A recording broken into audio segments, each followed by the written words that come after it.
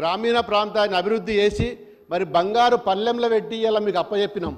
ఇవాళ ఏమవుతుంది అధ్యక్ష, ఇది వాస్తవం అధ్యక్ష, మీకు కూడా తెలుసు. మీరు కూడా అందరు కూడా గ్రామాలలోకి వెళ్ళి వస్తారు. మరి మీరు ఒకసారి పక్క రాష్ట్రాలలో పోయి చూడాలి. పక్కన మహారాష్ట్ర ఉన్నది, కర్ణాటక ఉన్నది, ఆంధ్రప్రదేశ్ ఉన్నది, ఒరిస్సా ఉన్నది. మరి ఆ గ్రామాలు ఎట్లున్నాయి, తెలంగాణలో ఉన్న రాష్ట్రాల్లో ఉన్న గ్రామాలు ఎట్లున్నాయి? 2014 కంటే ముందు మన గ్రామీణ వ్యవస్థ ఏ విధంగా ఉండే, ఇప్పుడే విధంగా ఉన్నది. మరి మీరు ఎలక్షన్లప్పుడు వాగ్దానాలు చేసిన సంతోషం. మరి ఇవాళ సిద్దిపేట కాదు, ఇవాళ మామూలు సిద్దిపేటను బదనాం చేసిండ్రు, గజ్వెల్లిని బదనాం చేసిండ్రు, సిరిసిల్లని బదనాం చేసిండ్రు. నిధులు పోతాయని అధ్యక్ష, నిధులు ఎక్కడ పోతున్నాయి? కొడంగల్ పోతలేవా, మధుర పోతలేవా, ఖమ్మం పోతలేవా, నల్గొండకు పోతలేవా?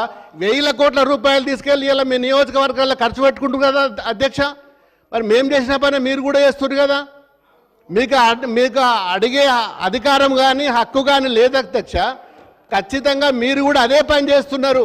నేను అనేది ఏంటంటే, ఇవాళ కాంగ్రెస్ పార్టీకి 64 నియోజకవర్గాలనే తెలుసు, 119 నియోజకవర్గాలు ఉంటాయన్న విషయమే తెలియదు, మర్చిపోయినరు.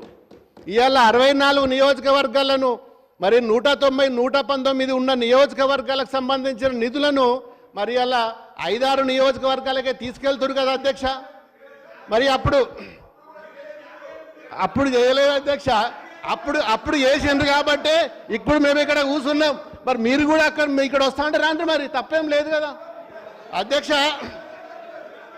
ఇంకోటి అధ్యక్ష, మరి ఈరోజు ప్రతి సంవత్సరాన్ని 2014 నుంచి 2023 వరకు మేము బడ్జెట్లో ప్రతి సంవత్సరం కూడా 2000, 3000 కోట్లు, 4000 కోట్లు పెంచుకుంటూ వచ్చినాం అధ్యక్ష. మరి ఇప్పుడు మీరు చేసిండ్రు ఏంది అధ్యక్ష? 1600 కోట్ల లో బడ్జెట్ను ఇవాళ పంచాయతీరాజ్కి ఇచ్చిండ్రు. మరి ఇలా మీరు అందరూ కూడా గ్రామీణ ప్రాంతం నుంచి వచ్చిన వాళ్ళే. మరి రోజుకు బడ్జెట్ పెంచుకుంటూ పోలే కానీ తగ్గించుకుంటూ రావడం అనేది ఎంత అధ్యక్ష? ఎప్పుడన్నా చరిత్రలో మరి మా ప్రభుత్వంలో ఏ ఒక్క రోజు కూడా ఫైనాన్షియల్ ఇయర్లో ఎప్పుడు కూడా బడ్జెట్ను తగ్గియలేదు, పెంచుకుంటూ పోయినా కానీ తగ్గియలేదు. మరి మీరు సిఆర్ఆర్ రోడ్లకు 720 కోట్ల రూపాయలు కేటాయించిండ్రు. మరి బడ్జెట్ మీరు పాత రుసుములే, పాత కాంట్రాక్టర్లు చెల్లించాల్సినవే 1100 కోట్లు ఉన్నాయి. మీరు 720 కోట్లు రోడ్లకు ఇస్తే మరి 1100 బకాయిలు ఎక్కడికి వెళ్ళిపోతాయి అధ్యక్ష? మరి మేము కాదు అధ్యక్ష, కనీసం మరి మీకు కూడా తెలవాలి కదా. మరి 1100 కోట్ల రూపాయలు బకాయిలు ఉన్నాయి, మరి 720 కోట్లు కేటాయిస్తే మరి మీరు ఇంకా భవిష్యత్తులో ఏం చేస్తారు? మీరు కాంట్రాక్టర్లకు డబ్బులు ఇవ్వగలుగుతారా? పాతయి ఇలా ఏ గ్రామం పోయినా ఏమవుతుంది అధ్యక్ష? ఇలా పల్లెలు ఏడుస్తున్నాయి అధ్యక్ష. పల్లెలు ఇలా ఏ ఊరికి పోయినా కుక్కల బిడద, మరి పిచ్చి మొక్కలు, గడ్డి కొట్టడానికి మందు లేదు, పందులు, చాలా ఘోరమైన పరిస్థితి ఉంది అధ్యక్ష. ఇవాళ గ్రామ పంచాయతీలో ఉన్న సర్పంచులకు పేమెంట్లు లేవు.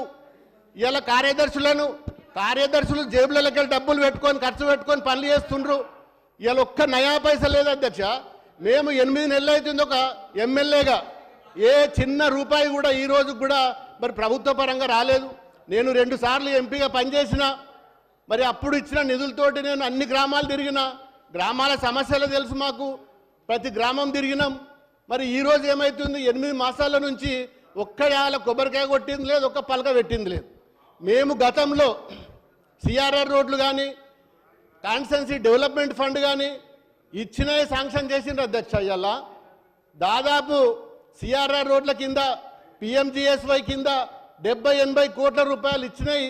ఇవాళ మీ ప్రభుత్వం వచ్చినాక క్యాన్సిల్ చేసిండ్రు. ఇవాళ పని టెండర్ వేద్దామంటే కూడా భయపడుతుండ్రు అధ్యక్ష. డబ్బులు ఇస్తలేరు, మధ్యలోనే వాళ్ళు తీసుకుపోయినరు. అరే మీరు కూడా ఇవ్వచ్చు కదా. మీ గతంలో కాంగ్రెస్ వాళ్ళు చేసిన 2014 కంటే ముందు చేసిన వాళ్ళకి కూడా మేము ఇచ్చినాము. ఉమ్మడి రాష్ట్రంలో ఉన్నాయి కూడా మేము ఇచ్చినాము. కనీసం చెప్పుండి మీరు ఎప్పుడు ఇస్తారు? మరి మీరు మరి రాహుల్ గాంధీని తెచ్చి ఎలక్షన్ మేనిఫెస్టోలో పెట్టిండ్రు కదా, ఏం మాట్లాడిచ్చిండ్రు? గ్రామీణ వ్యవస్థ మీద బ్రహ్మాండంగా మరి వాగ్దానాలు చేపించిండ్రు. ఖాళీ ఎలక్షన్ కోసం అసెంబ్లీ అప్పుడు ఒకసారి, పార్లమెంట్ అప్పుడు ఒకసారి 4000 పెన్షన్ ఇస్తున్నారు కదా అధ్యక్ష. మరి ఏమైంది అధ్యక్ష? సీసీ రోడ్లకు పైసలు ఇస్తలేరు కదా అధ్యక్ష. సీసీ రోడ్లు చేసిన కాంట్రాక్టర్లకు గ్రామ పంచాయతీలకు కూడా ఇస్తలేరు కదా అధ్యక్ష. మరి అట్లీస్ట్ గ్రామ పంచాయతీలకు కాదు, అప్పుడు మన ఊరి మన బడి కింద కాంపౌండ్ వాళ్ళు కడితే కూడా మరి దానికి కూడా డబ్బులు రాలేదు. ఈరోజు దేనికి కూడా ఒక్క రూపాయి నయా పైసా కాంట్రాక్టర్లకు ఇస్తలేరు. పంచాయతీ సెక్రటరీలను పర్మనెంట్ చేస్తా అన్నారు. 4,500 రూపాయలు ఇచ్చే వికలాంగులకు ఇచ్చే మరి 6,000 రూపాయలు చేస్తున్నారు. మేము గ్రామాలకు పోతే అధ్యక్ష కారు చుట్టూ చుడుతుండ్రు మహిళలు. పాపం ఇంతకుముందు ఇళ్ళకి వెళ్ళి రాకపోదురు, ఇళ్ళకి వెళ్ళి రాకపోదురు. మా పెన్షన్ ఎక్కడ వాయా 4,000 ఎక్కడ వాయని అడుగుతుర్రు. 4,000 దేవుడు ఎరుగు. ఇలా 4,000 దేవుడు ఎరుగు. కనీసం 2,000 కూడా గతలేవు కదా అధ్యక్ష. 2,000 కూడా లేవు కదా. మహిళలకు 2,500 ఉన్నారు కదా అధ్యక్ష. కనీసం ఇప్పటి వరకు 20,000 రూపాయలు వస్తుండే కదా అధ్యక్ష. మంత్రి గారు సార్, గౌరవ శాసనసభ్యులు ప్రభాకర్ రెడ్డి గారిని, ఎందుకంటే వారికి గొప్ప అనుభవం ఉంది, పార్లమెంట్లో గొప్ప అనుభవం ఉంది sir. I want to set the record correct sir. Sir నేను ఒక మాట చెప్తాను, చాలా ఆవేదనతో చెప్తా ఉన్నారు అధ్యక్ష, తప్పకుండా మేము గౌరవిస్తాం. కానీ వారి ప్రభుత్వ హయాంలో సర్పంచులకు వారి బిల్లులు రాక ప్రతి ఒక్కరు 3 లక్షలు, 5 లక్షలు, 10 లక్షలు, 15 లక్షలు, 20 లక్షలు, 50 లక్షలు అప్పులు చేసి ఆఖరికి కొంతమంది ఆత్మహత్య దాకా కూడా దారి తీసాను అధ్యక్ష. ఈరోజు మేము అవన్నిటిని కూడా సవరణ చేయడానికి, గవర్నమెంట్ అంటే మీరు చేసిన పాపం కూడా మేము మోయాల్సి వస్తుంది, మోస్తాం. కానీ ఈరోజు నేను చెప్తా ఉన్నాను, ప్రభాకర్ రెడ్డి గారికి ఉన్న అనుభవం పార్లమెంట్లో కానీ ఈరోజు మేము చెప్తా ఉన్నాం అధ్యక్ష. ఈరోజు వారు ప్రతి సందర్భంలో కూడా బిల్లులు ఇవ్వలేదు అంటున్నాం.